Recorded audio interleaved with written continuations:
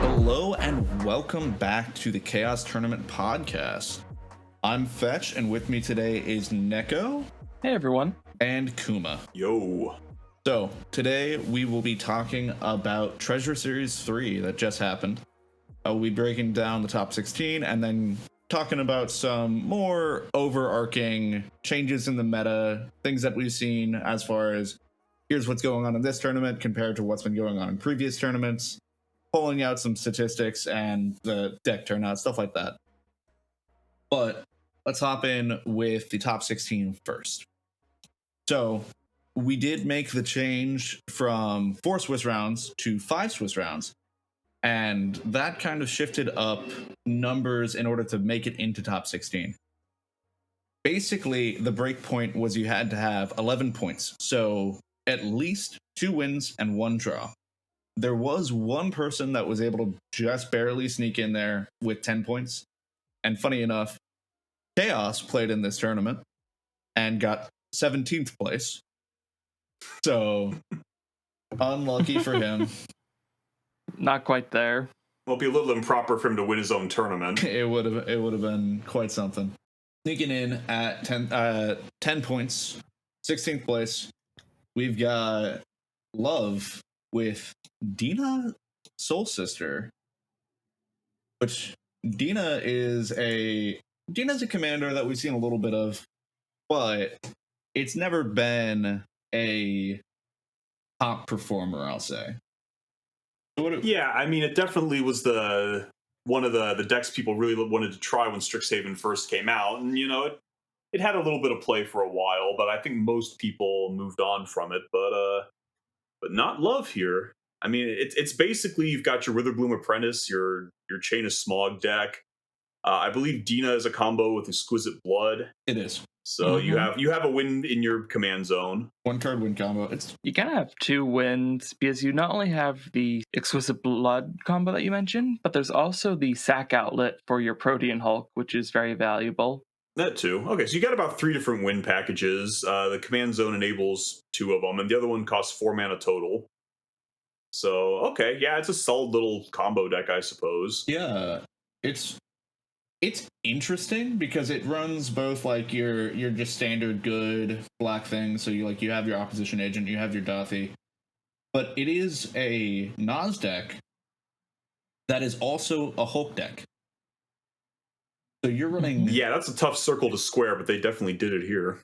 I mean, the CMC is really low, so it's honestly not too different from when people are running both like Bola Citadel and your Peer into the Abyss in a Nas deck, because they've got Exquisite Blood at 5 CMC and then Protean Hulk at 7, so it's pretty in line with most Nas decks. Yeah, I was a little surprised to see no Body Snatcher for if you drew one of your Hulk combo pieces, but I suppose you have 2 other ways to win, and your combo pieces are all like 2 mana each in this deck, so you could just cast the thing. Yeah. So not having to run something like Body Snatcher is another way that layers nicely with the ad nauseum.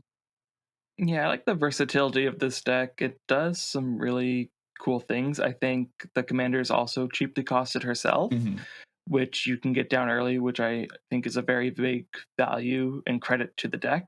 It's limited, of course, because you don't have the card advantage in the command zone, and you're in colors that, while they do what you want from a win perspective, don't get you a lot of value outside of that. Yeah, it's a little painful, but I mean, green and black give you a lot of consistency. You have a lot of tutors between those colors, and you have a lot of fast mana. So I feel like the deck can probably pretty consistently throw win attempts out. It might have a hard time recovering because, like you said, no card advantage in the command zone. I mean, I'm not a big fan of low color decks, but as far as a 2-color deck goes, this is checking a lot of my boxes. This is a pretty decent deck. A lot of options for win cons. It's very fast while also weirdly enough running Collector Roof, just because it relies more on the mana dorks, and it looks like Adnaz is probably end step, not main phase. And then just does your reanimator stuff, has classic good green-black combos. You run Calling Ritual because that gives you a ton of mana, and it's an amazing card. Just all around running a whole lot of good stuff. The cutest card in the deck for me is just the Thoughtseize. It's just there.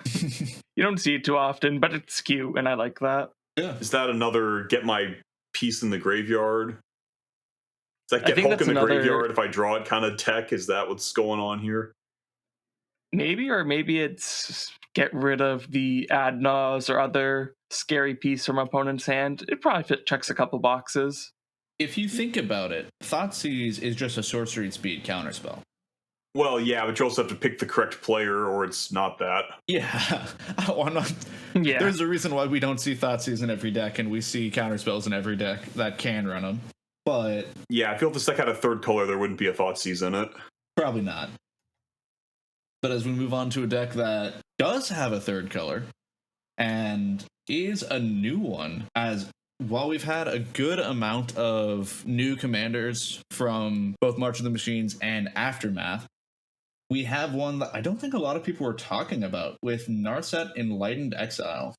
I'm looking at the commander in the command zone, and I'm curious as to what this one brings that other Jeskai options don't, especially the other version of Narset. Other than that, it looks like a pretty standard kind of Jeskai value engine. More creature based, I guess, than kind of a storm strategy. I can definitely answer a few of Neko's questions about this. I mean, first of all, though, Tom MTG, the back end of a top 16 and a weird mid-range deck nobody's ever heard of, name a more iconic trio. But secondly, what is the appeal of this? Something I didn't realize at first when I read the card is Narset Enlightened Exile says from a graveyard. You can cast things out of your opponent's graveyard. So to me, like looking at this list, it looks like you're trying to play a control game. You know, you stop the early win attempts, you get into the mid game, swing with a big Narset, you know, rip somebody's powerful spell out of their graveyard, like maybe their tutor, maybe their win con, something like that, and just go to town. And yeah, like looking at this list, there's a lot of like draw cards, there's a lot of interaction. This is definitely a control deck. Yeah. All right. Now, what this has over the other Narset is you don't have to flip coins to win a tournament. I mean, as one of the guys who brewed the database list of Narset Enlightened Master, I can tell these decks are very, very different. They have a little bit of a similar plan in that, you know, Narset Enlightened Master likes to pretend it's a control deck that can then cast Narset and win, but truthfully, you're just trying to power out Narset and get lucky. Here, you're definitely playing the control role. Here, you are definitely trying to slow the game down and then take advantage of incremental value with Narset. You know, get access to powerful tutors and stuff, things, win cons you stopped maybe, and use that to go for the win. And heck, it says creatures you control have prowess. The deck runs 16 creatures. You get a couple creatures out, cast a couple spells. You could conceivably beat someone's face in with this. Now, the problem with Jeskai decks in general, in my experience, is it's not that the commanders are bad, it's that the commanders tend to get shut off by every piece of hate in the format. Something like Elsha, for example. Every Stax piece in the world ruins that deck. Drannith ruins that deck after Elsha is out. Like, all the Jeskai commanders seem to be cast something from somewhere that isn't your hand. And so, like, Drannith not only, you know, stops the commander from coming down in a lot of cases, Drannith makes the commander not do its thing after it's down. They also all tend to be Breach decks. Breach gets shut off by Null Rod effects. Breach gets shut off by Graveyard effects. Breach gets shut off by discarding Boseiju in response to the first spell. There are a lot of points of interaction in these decks. I think that's the biggest problem the Jeskai decks have had. Or the Jeskai decks have had. They've really struggled with resiliency in the face of pretty much any kind of Stax piece known to man. I agree with that, and I like Jeskai. I think it's underrated overall, but to your point, it's turned off by everything. And I'm surprised that this effect is one that is drawing people. I'm glad to see a list about it, and I'm glad it did so well. I'm just, I guess, surprised that this one is the one that is placing. Fair enough, I guess. But full credit again to the pilot, and nothing against them or the deck, because I do think Jeskai is really cool. Yeah, no, Tom's a perfectly good Magic player. Tom's a very good Magic player. Like, there was definitely some pilot skill in this. Yeah, as you were saying, Neko, Jeskai is colors that are really underrated. Not because of the individual colors. Everyone knows red is good. Everyone knows blue is good. There's more contention about white, but in my opinion, everyone should know white is good. But a lot of people are like, oh, Jeskai is bad, which I don't know why, because yeah, it means you're not a 4-color deck, which being a 4-color deck is really good in this format. But you get access to such good things, and being able to, unlike with Azorius with white blue, you actually have access to win cons. Oh yeah, it's much better than Azorius. You do run into problems with stacks pieces, especially because all of the Jeskai decks that I can think of want to go on the long side of things. And so when you're wanting to play the long game and you get hurt by stacks pieces, it's a weird conflict there. Yeah, well said. That's it kind of breaks the circle of turbo beats mid-range, mid-range beats stacks, stacks beats turbo, because you're kind of mid-range that loses the stacks and to a lesser degree turbo. It's not even like you reverse the circle. You kind of have issues with both. Yeah, that's fair. But as we move on to another new commander, with both 14th and 13th place being nixilis from Black Coffee in 14th and Sumim. Is that how you pronounce that? I believe so. So nixilis, brand new from Aftermath. I got a guy in my local pod who's a really strong player, and he is super excited about this deck. This deck does a lot of very cool things with the commander. Yes, you're running a bunch of cards that are kind of weird, kind of underpowered, but when your commander turns them all into draw a card while doing Ishai impression, you've got something there. Like, I think the closest deck to this is probably something. It's kind of like Edric and Ishai had a baby. That's kind of how I like to think of this deck. Like, you're running a lot of the little creatures you wouldn't otherwise run because they essentially have draw a card attached to them. But the nice part is, nixilis, you don't have to just do this with creatures. You can do this with any card. There's mana barbs in this list. Every time your opponent taps a land for mana, you exile the top card of your deck, put a +1 counter on nixilis, and you get to cast that till the end of your next turn. Like, that's just silly. Yeah, so this is kind of like Edric and Ishai had a baby, and you're in like red and black, which is, I would say, generally better colors than at least green and white.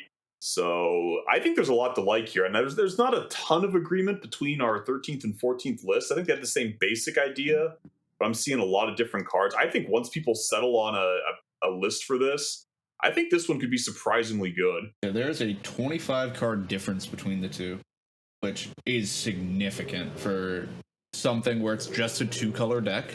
Like, seeing a 2-color deck with the same exact commander have a 25 card difference is kind of insane. It is. And looking at Black Coffee's to start, I'm seeing a lot more removal and kind of reanimator effects, as well as the defense grid in this list. Sumim is on more of your higher costed value pieces and win cons. You know, they're running the Peer into the Abyss, the Bolts of Citadel. Yeah. But both decks agree that Dockside loops are the way to go. Running Dockside and Cloudstone, and then having Reckless Fireweaver as a payoff where you just loop the Dockside and then Reckless Fireweaver can just win you the game. Well, yeah, and I mean, your deck can only be so bad when you get to play both Dockside Extortionist and Ad Nauseum. It does. And one thing with this commander is it presents another 1-card win condition with the card All Will Be One, which is a 5-mana enchantment that basically lets you go through your entire deck by pinging your opponents and just winning from there. Yeah, it's basically the next time your opponents lose exactly 1 life, they all take damage equal to the size of your library, which is basically death. Yeah, 9 times out of 10 that kills. Or more like 99 out of 10. For sure. All Be One, not an amazing card on its own, but 5 mana instant wins with a commander aren't awful. Yeah. I mean, look at Godo. Well, and then this is also a deck that makes excellent use out of Mayhem Devil. Oh, Yes. Yeah, what a card in here. Like, that card's good enough when you don't draw a card every time you use it. Yeah, not only is it a card that is a payoff for Dockside loops, it is also a card that draws you cards and just does Mayhem Devil things on top of that.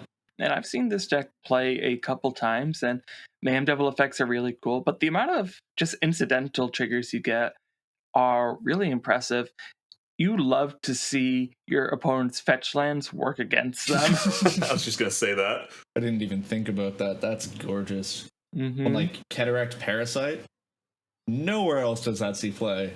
But nope. In this specific instance, it's a really powerful card.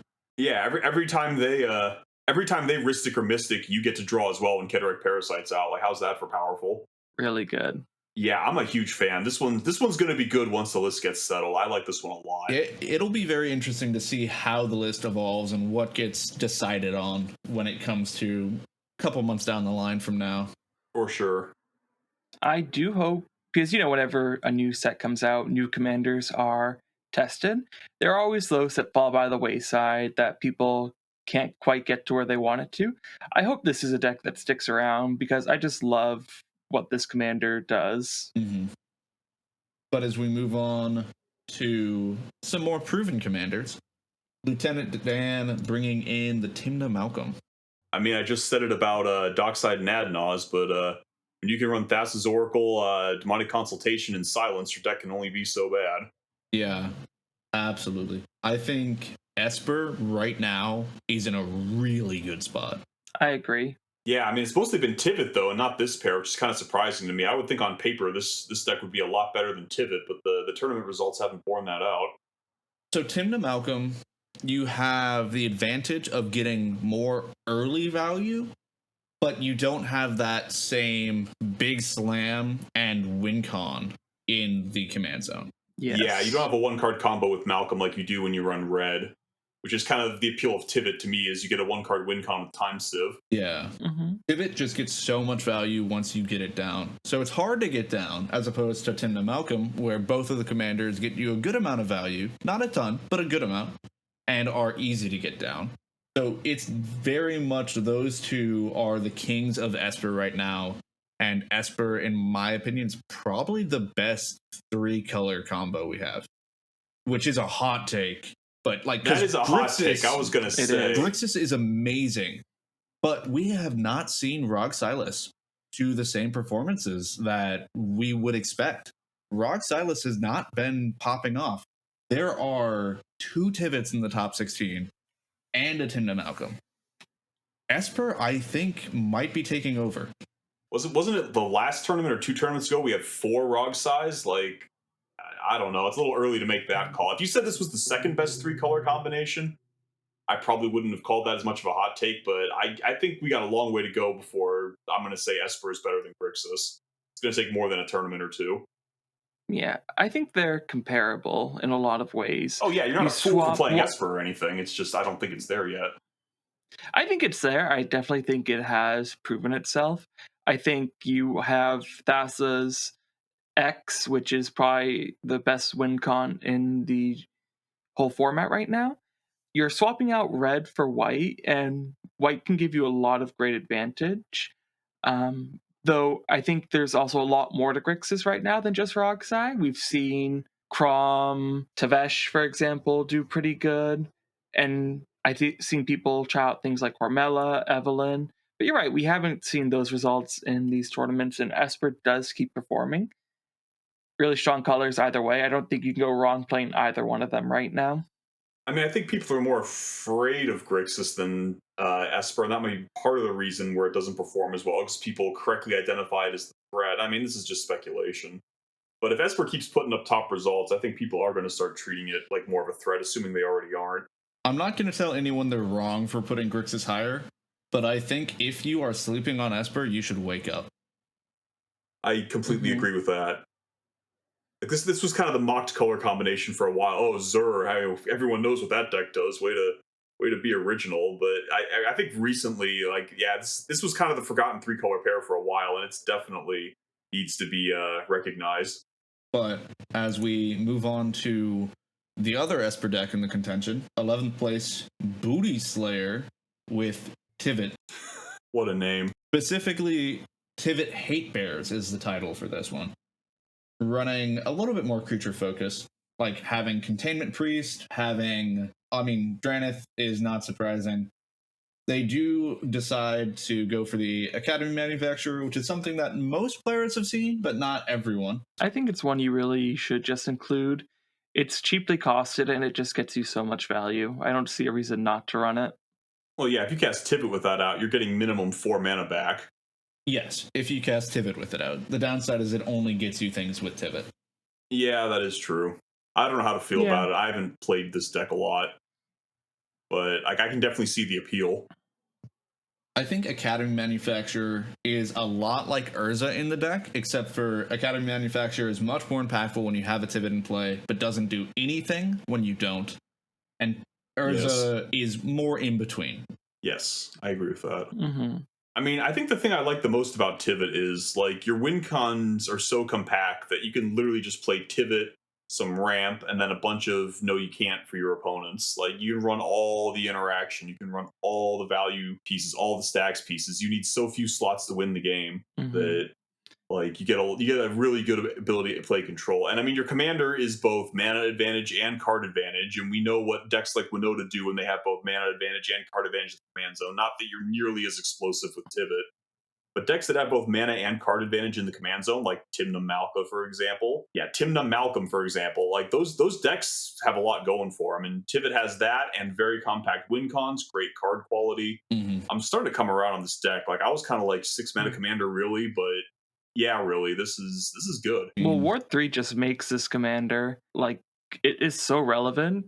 It's not hexproof, but Ward 3 is so often can't answer this card when it's on field. Yeah, if you don't counter it, then it's sticking most often. And once it sticks... Yeah, you're not countering it because it's a creature. Yeah, when it sticks, it's really impactful.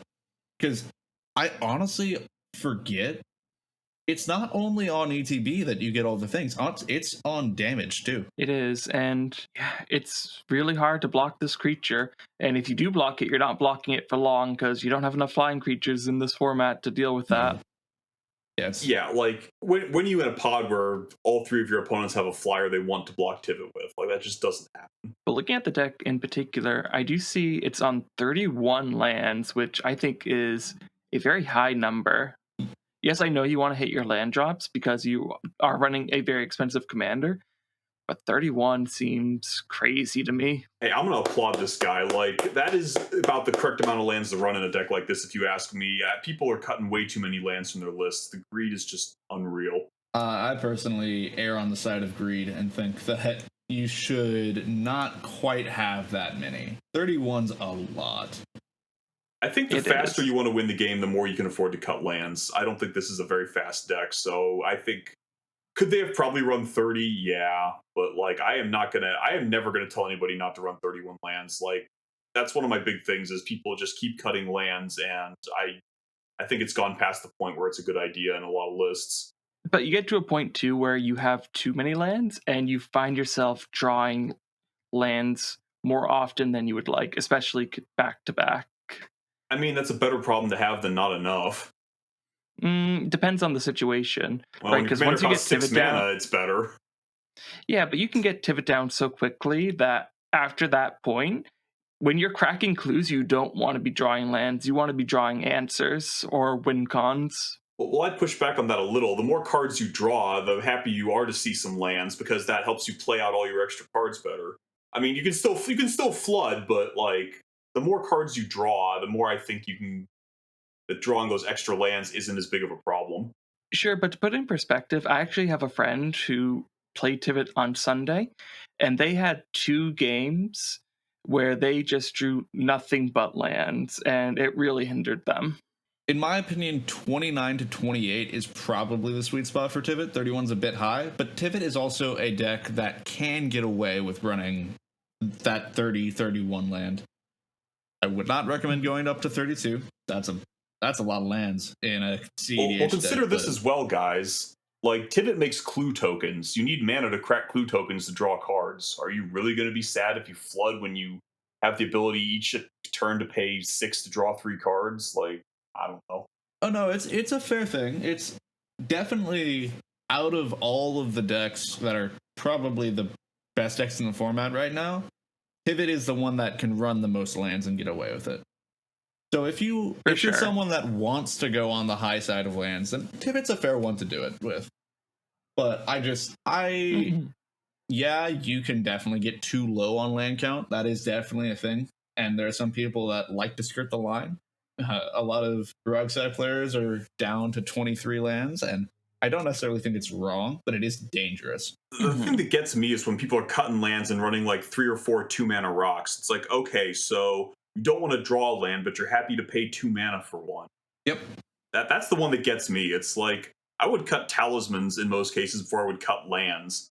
Like if you're missing your land drops, talismans are just worse lands. And the fewer lands you run, the more likely you are to miss your land drops. If you're running your Ancient Tombs, your City of Traders, then talismans get a lot of value. Yeah, I understand what the upside is. I'm just saying, like, you're more likely, I would think, in some of these lists to miss land drops than you are to hit your Ancient Tomb or your City of Traders.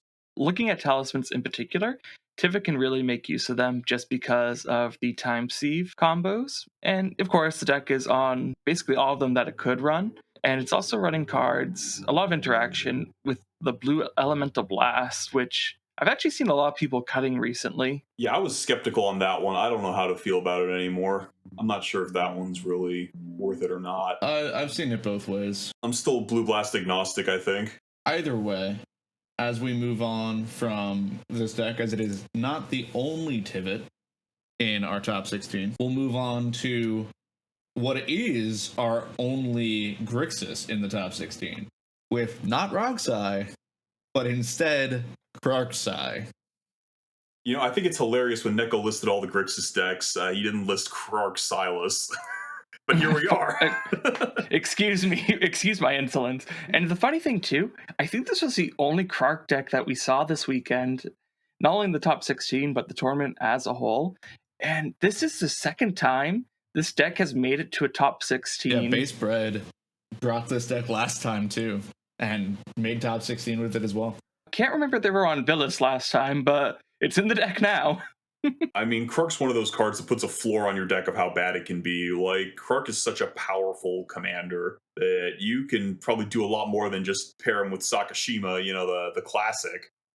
Like, and this is a good example of that. You know, yeah, you lose the ability to double Krark quite as well, but you also gain access to black, and then Krark gets to start copying black spells like, I don't know, Demonic Tutor, and, well, what else do you need to say about that? If you want to hear us talk more about this deck, then go ahead and listen to our last podcast, or not last one, but Treasure 2 podcast. For now, we'll just leave it saying, hey, doubling Demonic Tutor is very good. Before we leave this list, I have issues. I have one very big issue.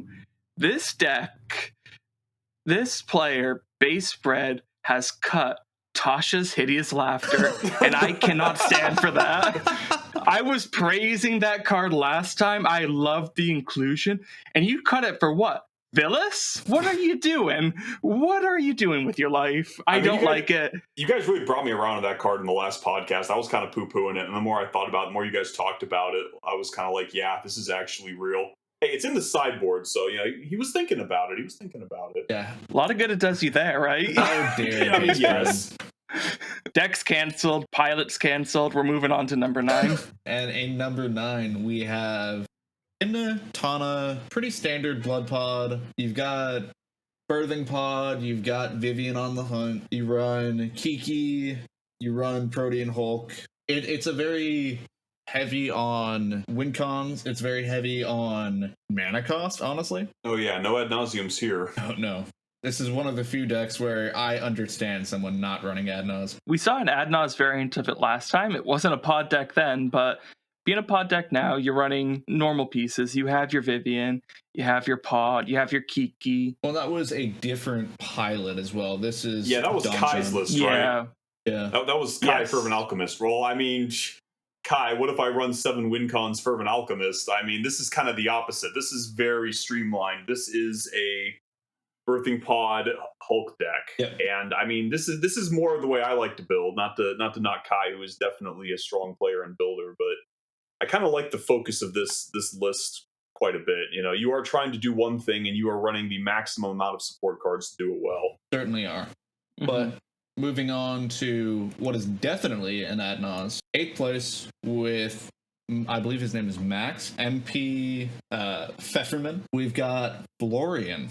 Yeah, Florian has been doing surprisingly well. It's gotten some top 16 results, and honestly, it's a deck that I didn't expect to get those kind of placements. Again, we talk about pilot skill, but Rakdos, good colors too. A lot of Rakdos in this top 16. Yeah. I mean, when you're looking at 2-color decks, I think Rakdos is the top. I'm coming around to Rakdos a lot. The more I play Rakdos, the more I play against Rakdos. I got a guy in my local group who's a huge fan of Rakdos, plays lots of different Rakdos decks, and they all overperform what I would have expected. Like, Rakdos is not to be trifled with. I think a lot of people, as you were saying, a lot of people underestimate Rakdos. I think Prosper is a very cool deck that can do a lot of really good performances. I think Florian here doing really good. And then our new kid on the block with nixilis also showing Rakdos has power. How could you forget Anya Falconwrath? Oh yeah, Anya's a fair point. That deck is dirty. People sleep on that one. That deck is legit good. I wouldn't go that far. When you're playing a 50-card deck, you tend to have a lot of your cards a lot of games. I'm not going to say this is a top-tier deck. I'm just saying Anya Falconwrath is not bad at all. I mean, you're still a World Gorger deck at that point, though. I don't know how good I would call that. You have other win outlets besides World Gorger. Sure. But I was going to say, how could we not talk about the MVP Rakdos deck? Rog, Tavesh, Polymorph, like, come on. Oh, that's my favorite by far. I freaking love zero game actions. That is such an amazing deck. Rog, Tavesh, Turbo Stacks is cancer. But Florian is cool, right? You're playing creatures, you're trying to get your beats in, you're trying to get a lot of card selection to help you find the win cons that you need. I like it. It's hurt by a lot of things, and I don't know if I love the commander, but the deck's doing well, so good for it. And good for the pilot, too. I'll say this about Florian. I almost threw the card into Joda Stacks. That ability is actually off the chain. It's kind of somewhere between a card draw and demonic tutor every time you hurt your opponents. And you don't even have to do combat damage. It's just the amount of life they've lost this turn, which gives you a little bit of play. You don't actually have to hit people. Not that it's that hard to hit people with a 3/3 first strike. But if you get it up to 10 plus damage, you can almost demonic tutor with Florian. Like that ability is a lot better than just a little bit of card selection. This is not casting Anticipate. This is casting something more like what is it called? Plunge into Darkness. Mm-hmm. But as we move on from our one and only Florian in the tournament, we move on to our one and only Safi player in the universe with Nilstan. Yeah, well said. Nilstan, a person who I have dubbed the prophet of Safi, who makes what you would think to be a very bad deck look actually really good. Nilstan, more like Safi Stan, am I right? If you have been in the CEDH space a long time and have not encountered Nilstan talking about Safi, I'm honestly surprised. Heck, this isn't even our first time talking about Safi or this pilot. They've performed with us before. Yeah. Like, honestly, Nilstan's a really good pilot and takes this deck that you would think would be like, okay, this is a fringe deck, maybe it can do things sometimes, and has consistently been showing up with it. Let's be real, it is a fringe deck that can do things sometimes. When you're willing to put in hundreds and thousands of games with it, you can win with almost anything in this format, and I think this is definitely a case of that. That's true. Yeah, if anyone wants to talk about Safi, go to basically any CEDH Discord, including our very own, and just at Nilstan, and be like, hey, you wanna talk to me about Safi? You wanna convince me to play Safi? They happily will. It's a pretty cool deck, honestly. It has some problems for sure.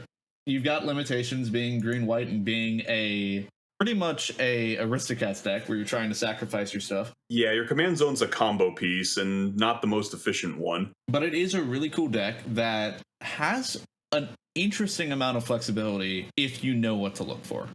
It does, and I think there's something to be said in white-green about having a win con in the command zone, because I think these colors can struggle to win sometimes if you're going for more of the all-in stacks plan. So having that as an option can really get you some game wins. Mm-hmm. But as we move on to 6th place, which a much more well-known deck, we've got Kaka bringing in Blue Farm. Kaka, a very good pilot. Yes. I believe Kaka was actually second in the standings going into top 16. I believe so, yeah. And just not able to make it to top 4. But great pilot, Kaka. Absolute huge shout out to them. They have been grinding the tournament scene and doing top performances pretty much everywhere. So, well done for them. There is one point I would like to talk about with this deck, and the list is running some cards that most have cut at this point, being Bergie and Displacer Kitten. I think Bergie should absolutely be in Blue Farm. Bergie is a disgusting card that people underrate consistently. Displacer Kitten, a little bit more questionable. Yeah, I 100% agree. People also forget Bergie has a back that says, oh, you drew too much mana after your Nas and no gas. Go ahead and draw the rest of your deck. Yeah. For sure. I don't know if Blue Farm needs this, because I don't know how much Blue Farm has to quote-unquote storm off, like a Grixis deck would have to. I'd agree with that. But the backside is relevant at times. I think Displacer Kin I would like to see more, because it does combo with the Teferi, which more decks are running. But even then, I could see the argument not to include it in Blue Farm lists. But talking about a deck that does Displacer Kitten well, 5th place, we've got Atraxa being brought by Punny Name, aka Peon Face. We'll get into it a little bit later, but Christopher Claw is inspiring the masses for Atraxa decks brought to this tournament. Yeah. And this, the most successful, and by a pretty well-known pilot, I'd say. But yeah, good stuff. Mm-hmm. They're running the Mist Hollow Griffin over the Eternal Scourge, and they are not running Adnaz, but otherwise pretty standard with what we've seen so far from Atraxa. Yeah, I think I'd like to see the Adnaz in here, but this deck's getting pretty well established. Mm-hmm. Moving on to another established deck. 4th place, Wounded Satellite with Kinnan. A pretty stompy version of Kinnan too. Notably running the Thorn Mammoth. Oh, I love Thorn Mammoth. It's really cool. Getting those consistent fight abilities is really strong, especially in this current creature heavy meta. Mm-hmm. I got a soft spot for creatures that can kill multiple other creatures. And it does that well. Some people run Kogla over it, but Thorn Mammoth, you can get multiple fight triggers, and it can do some pretty nasty stuff with that. Honestly, as many creatures as we've seen in these tournaments, I kind of like the Thorn Mammoth over Kogla. That's fair. Yeah, I can agree with that. It's also running a new card, Armored Scrap Gorger, which is not only a mana source, but is also kind of a Deathrite effect where you can exile a card from a graveyard. Yeah, I love this creature, but I was kind of on the boat of it's just not quite good enough for CEDH, but maybe in a low-color deck like Kinnan, you can run it. Yeah, Kinnan specifically, just because it is a dork and Kinnan can enable that, and then, as you were saying with having the exile effect on it, you give that slight upside, slight interaction there. Mm-hmm. But 3rd place, we got Lurbo with Tymna Jeskai. Tymna Jeskai, and this is, I believe, a version that is running World Gorger, which I think is something pretty new for this deck. This is a very similar list. I think it was like 7 cards off from the list that just took the previous Mox Masters. In some ways, it's new. In some ways, it's very old. The old decks used to be like, okay, we are all in on World Gorger. And then they moved off of that, and now they're starting to find somewhere in between. Yeah, you have so many options in these colors that use the same combo pieces as World Gorger, but you don't get your whole board exiled if you get blown out. So I'm not sure why World Gorger. You can get there a lot of similar ways than that. Mm-hmm.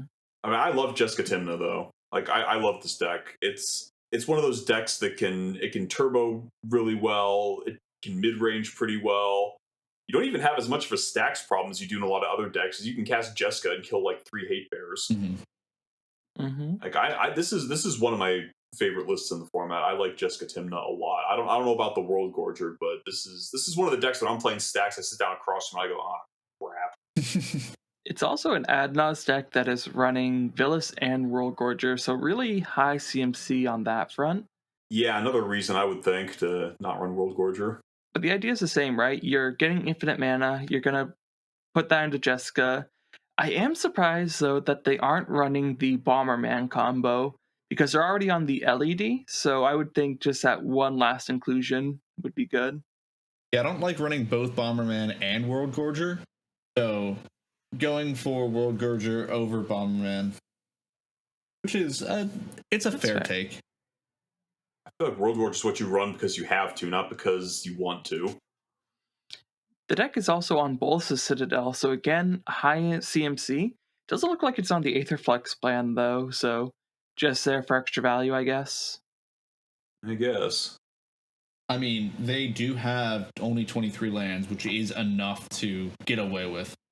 Oh god, never mind. Take it back. I hate it. That is no. Also, basic planes. You need to be that light on lands if you are running Citadel, because otherwise you get screwed so often with just hitting lands. I mean, you're not even running the Aetherflux Reservoir. I think I would not be cutting my land count for a card. I'm not even going to run its partner in crime.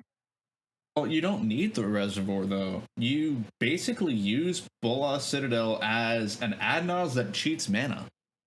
Yeah, but the cost is you have to run way too few lands in your deck. I don't know. I feel like you have enough other ways to win the game that if you're running 23 lands because you're on Bolas' Citadel, I'd cut the Bolas' Citadel, put a couple lands back in. I mean, the deck works though, right? This was a top four performance by this pilot. So whatever they're doing, it worked for them. It worked in this case, yeah. It's just that's not the way I would want to build a deck like that. Well, that is your choice, and this pilot showed their choices and a top performance.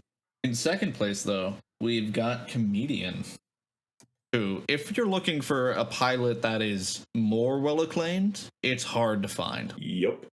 I mean, the chat was basically chanting for him, we want Comedian on stream.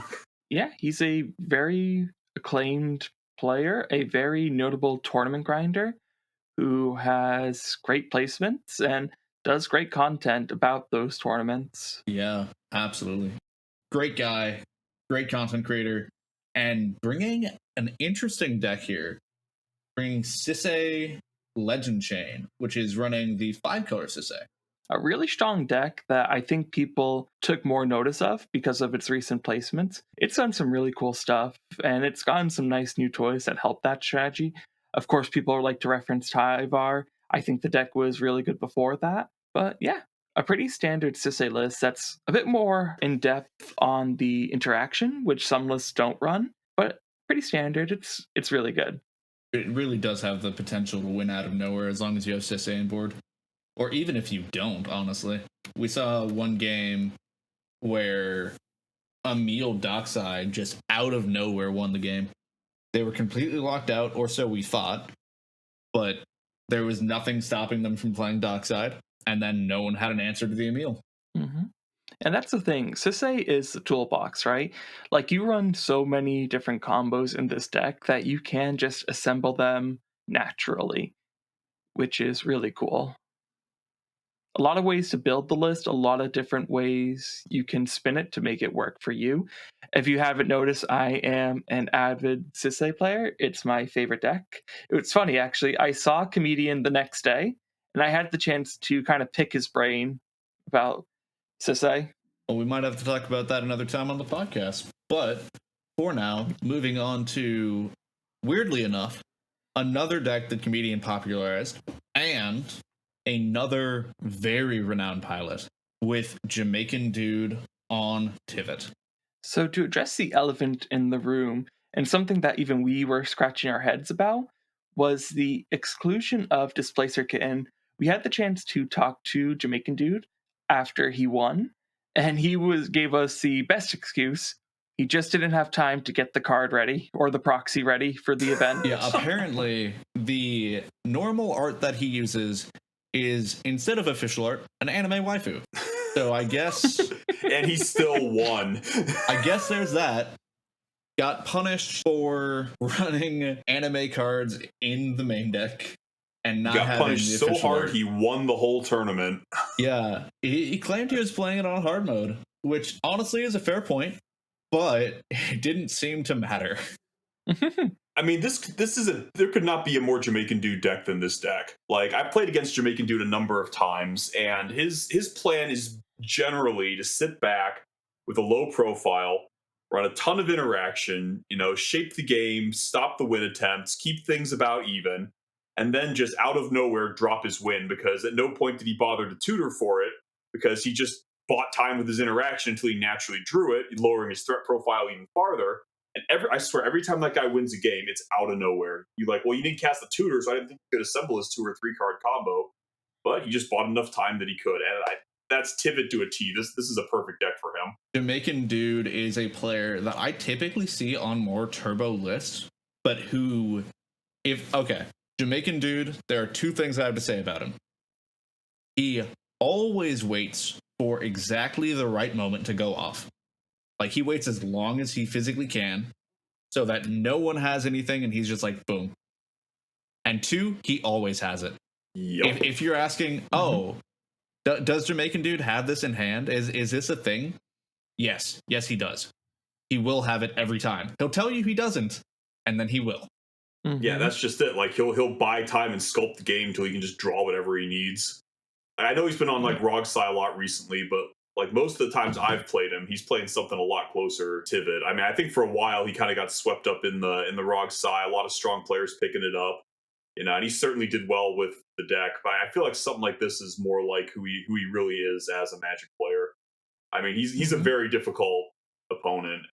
I mean, if he has one weakness, is that you can tilt him sometimes. But like, he's very good pilot, and definitely not surprised to see him win a tournament with a deck like this. I agree, and it's really a testament to his skill too, because in the finals pod, we saw him come back from a mull to 4, I believe. Yes. And just have a very commanding position. The turn 1 Esper Sentinel into a very explosive turn 2. One thing I do want to highlight about this list, and I don't want to say it just proves that this is a better point because this deck won and the other deck didn't, but this one's only on 28 lands.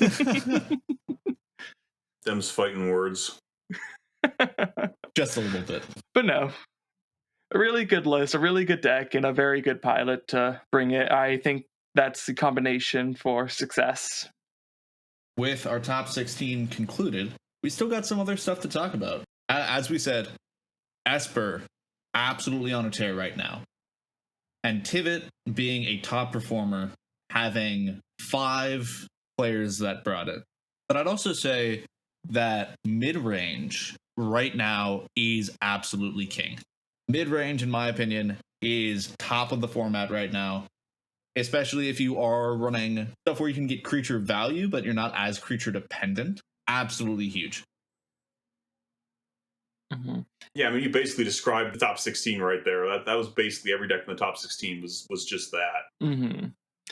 Another trend I noticed too, and kind of differing from our last tournament, where there were, I think, more established decks. You saw a lot more Thrasios Spruce, you saw a lot more Rogsai. This one is actually a pretty decent spread of kind of unique commanders.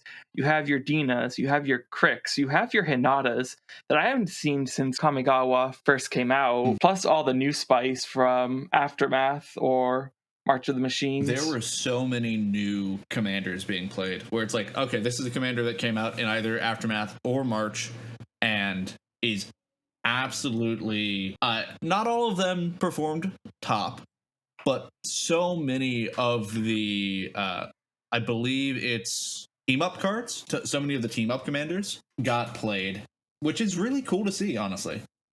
And you would expect the exact opposite in a tournament like this, or at least I would. To me, if you're paying $30 to enter this, you better bring like something tried and true and proven. Brewing is for free events. I would, at least in my opinion, I would have expected the metagames to be flipped. I would expect the free tournaments to have a wide range of decks people are trying out, and the paid ones, people go to the old standards. But we actually saw the opposite, and I think that's an interesting thing to unpack. Yeah. I like the spice. I like when people bring unique things. I love what it does for the format because I don't want to keep seeing the same decks over and over. New stuff is fun. I mean, up at the top, we had Blue Farm still. Don't worry, Blue Farm's still there, but with only 6 players. And then Tivit coming in with 5. And Timna, Jeskai, and Atraxa tied for 3rd with 4 players. Those Esper colors doing well, showing that mid-range doing well. As we've been talking about the most played, the fact that there's been a lot of new decks, but there's also been a lot of these top performers that have shown themselves. we're going to be talking about our unofficial, official off-meta champion of Treasure Series 3. We've had some conversations. We talked about maybe throwing it to like Dina or Florian that were in the top 16 because they did really well. Which, for those who don't know, we are pointing out the weirdest deck that at least got one win. It's got to be something that is out there that you aren't going to see very often, and at least got one win. Like, it has to at least show up a little bit. We talked about even like Slimefoot and Squee, which got some play, or I think it was Borborygmos and Fibblethip. Yeah, Borborygmos and Fibblethip, which got a win. But we decided that the Victus would be the card, the commander, the winner of our unofficial, official off-meta champion. We were talking about seeing this commander. We definitely saw this commander.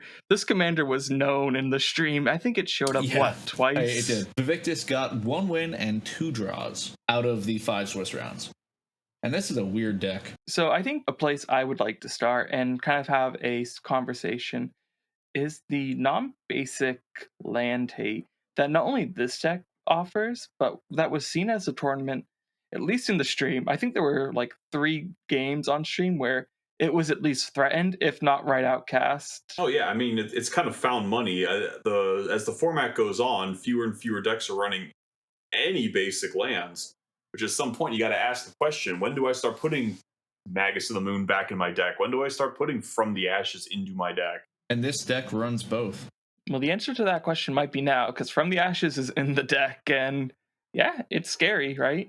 You don't want to be a 4-color, 5-color deck and see that card resolve. You don't want to be a 3-color deck and see that card resolve anymore. Which, for those of you who don't know, which I would not blame you, Victus is a 6-mana Jund Dragon 6/6 flying that when it attacks, for each player, including yourself, you choose target permanent that player controls. Those players sacrifice those permanents, and each player who sacrificed a permanent this way reveals the top card of their library and then puts it onto the battlefield if it's a permanent. So for yourself, big body, and for yourself, you basically are using it as a polymorph effect, and then you use it as removal for your enemies.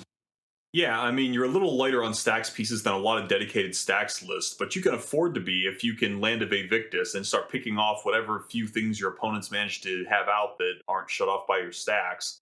And you say this deck is light on the stacks? I actually disagree. I think this is even heavier on stacks than some of the stacks decks that I've seen. You have your Chalice, Dampening, God Pharaoh, Null Rod, Possessive Portal, Tangle Wire, Thorn of Amethyst, Torpor Orb, Trinisphere, and that's just for the artifacts. Not talking about the enchantments or the creatures. You're not in white, so that's going to kind of force you into weird stacks pieces.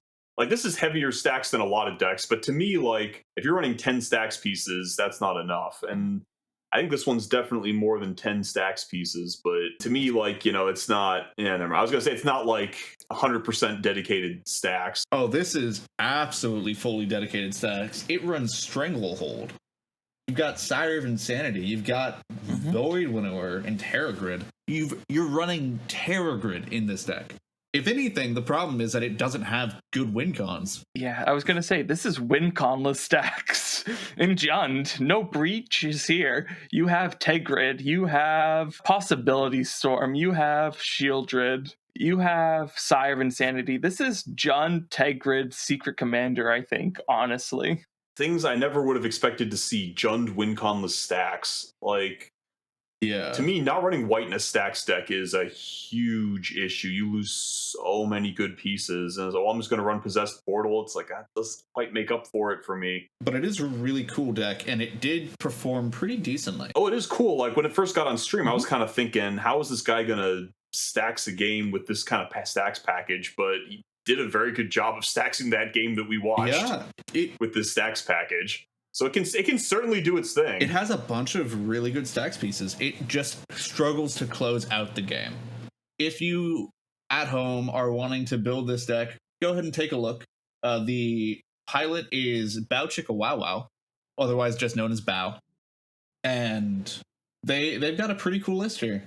But I would encourage potentially looking at some options for actual win combos. I don't know. This isn't a deck that you play if you want to win the game. This is a deck that you do for shenanigans. Your win condition is making your opponents miserable. That's not a great win condition. It's a really cool deck, though. It's really neat. It's something very unique and very interesting. And who knows? Maybe we'll see some more developments in the Victus build, and it'll potentially be a recurring performer. I'm not sold, but I have hope. Congratulations to Bao for winning our unofficial off-meta champion. And as we come to a close here, we will be moving on to our final segment of Bed, Wed, Dead Magic Edition. We've had a whole lot of new commanders from the recent sets. We aren't going to be talking about just Aftermath here. We're also going to be talking about March of the Machines.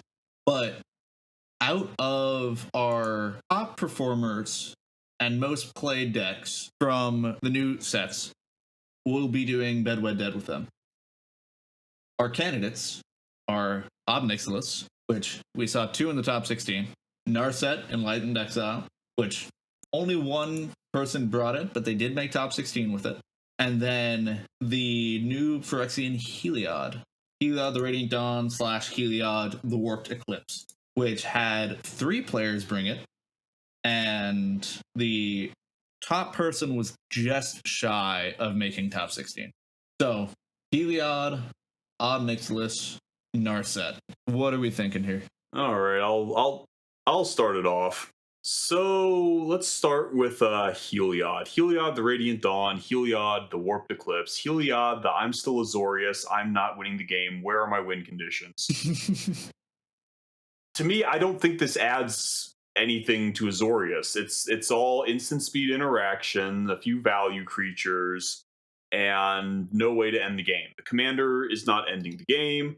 It's maybe drawing you some cards, but those cards aren't ending the game. This solves none of the problems that Azorius has that are well documented. Is it kind of cool that you can play at instant speed? I guess, but the deck's already on 24 instants. Are you really going to flash in an Arcane Signet and feel good about it? This deck just isn't doing anything for me.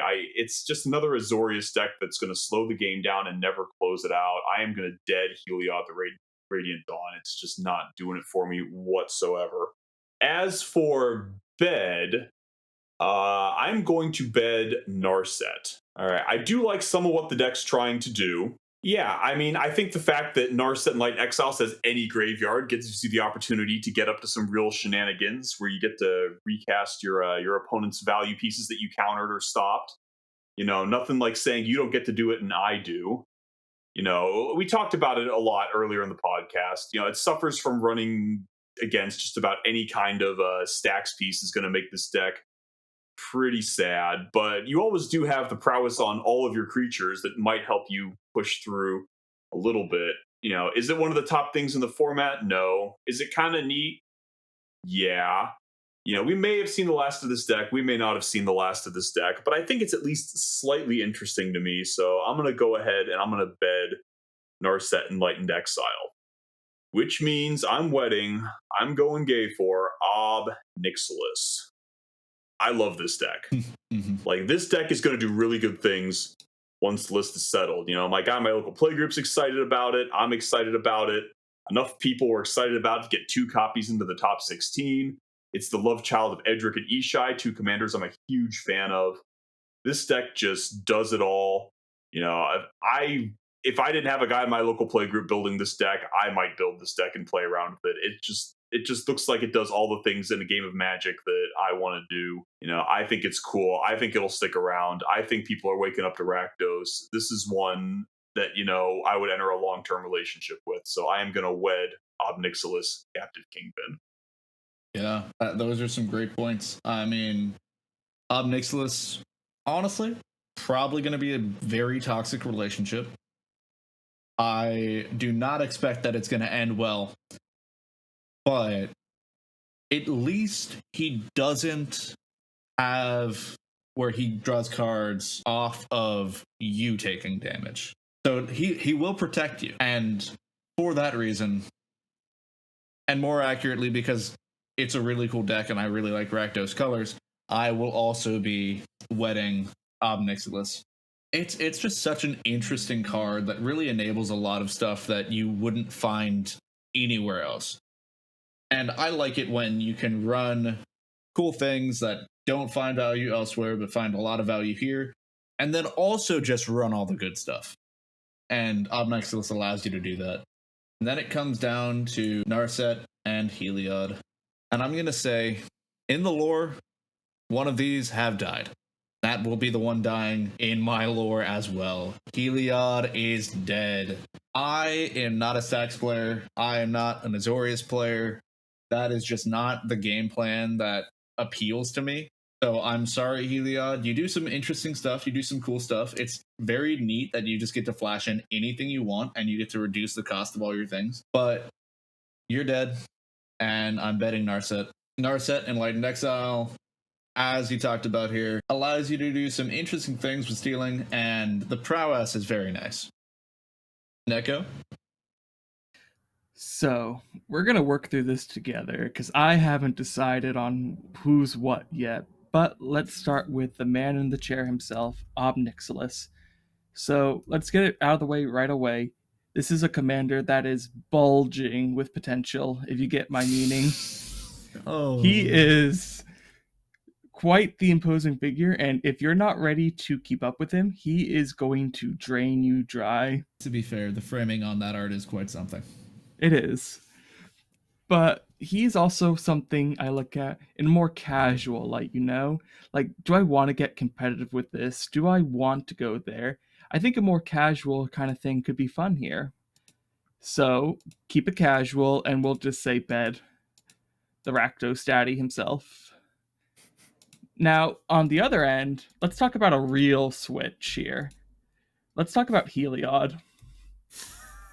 And yeah, I mean, like a mullet, right? Professional in the back, professional in the front, party in the back.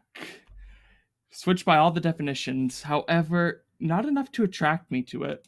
Mullet's not attractive. Who would have thought? But here we are. It's Azorius. I think that you have to do a lot of stuff to make Azorius stand out, and you're competing with a lot of heavy hitters. So I think that I'm going to agree that I would dead Heliod. Just doesn't offer enough for me. So on to Narset. Narset has that style. Narset has that grace. I mean, look at that card art. She is literally glowing. And I love Jeskai as a color pair. So I think I have to wed Narset. A lot of possibilities, a lot of cool things you can do in this color. Plus, she's down to steal. She's not going to rat on you, right? She's down for a good time. That's a real ride or die, I think. Fair enough, fair enough. Well, as we leave on the new discovery that the Phyrexian Heliod is in fact a mullet, that is where we're calling it. Thank you all so much for watching, and a special thank you to our patrons. We could not do this without any of you guys, so thank you so much. And a very special shout out to Frenchie at our Felidar Guardian tier, and Suzu, Aries, and That Man Do at the Displacer Kitten tier. And don't forget to go down to the comments and let us know your answers to Bedwed Dead.